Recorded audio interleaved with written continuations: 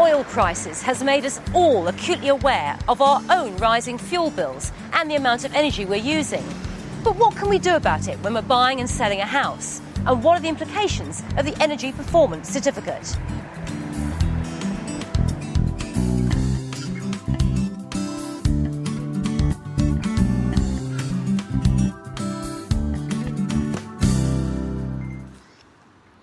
Robert, you're a domestic energy assessor. What are you here to do? Talk me through the process. Well, I'm here today to carry out a brief survey on the property that will enable me to collect various bits of data concerning the construction and the heat performance of the property. That will then enable me to input the data later on into a PC that will produce an Energy Performance Certificate. Energy Performance Certificate, why is it important? Well, that's a document that's a legal requirement for vendors of properties as part of the HIP pack. And it'll give an indication as to the energy efficiency and CO2 performance of a property. It'll score it between 1 and 100, 1 being worst and 100 being the best.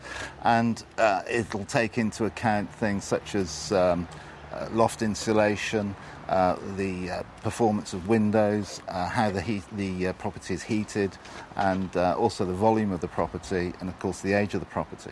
So you need to go right round the house? Absolutely. Let's go and do it. OK.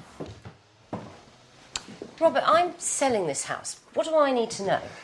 Well, you can expect the domestic energy assessor to obviously visit you, having made the appointment. He will want to look in every room in the house, paying particular attention to the loft space, the water cylinder that we have here.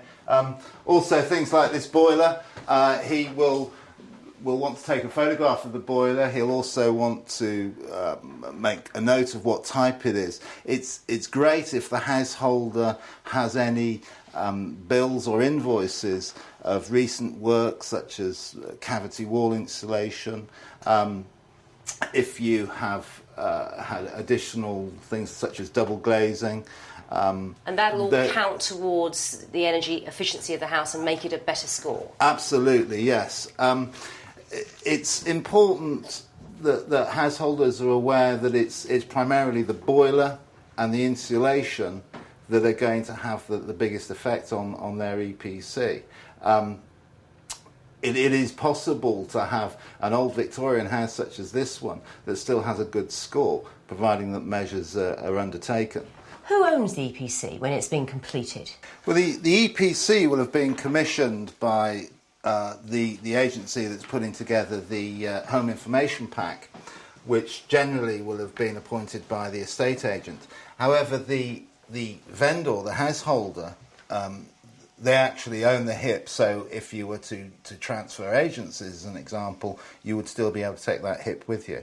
Is the EPC part of the HIP package with reference to funding it? Is it part of that? Yeah, generally, whoever is commissioned to put together the HIP, the price of the Energy Performance Certificate will be part and parcel of the Home Information Pack. The HIPS package. Yes. Okay. What about if I'm a buyer? What do I need to know about the EPC if I'm a buyer? The EPC should be made available to you as a prospective buyer. Generally, a lot of estate agents use this graph on the details of the property. However, you would be quite entitled to be shown the full Energy Performance Certificate, and then you will be able to make a judgment on just how energy efficient the property is that you're looking at. Robert, can you show me the actual document, the actual EPC, and take me through it? Yeah, sure. On the front page here, at the top, you have a graph that shows the energy efficiency rating, as I mentioned, between 1 and 100. Very similar to the sort of graph you would see on a cooker or a fridge. Then just below that, you have the average costs for heating, hot water, lighting, and energy use. I must stress there, though, that is average. So obviously a lot of householders may spend significantly differently to that. But this part average. is really what the buyer is going to be interested in. Absolutely, yeah. The buyer would be particularly interested in that part.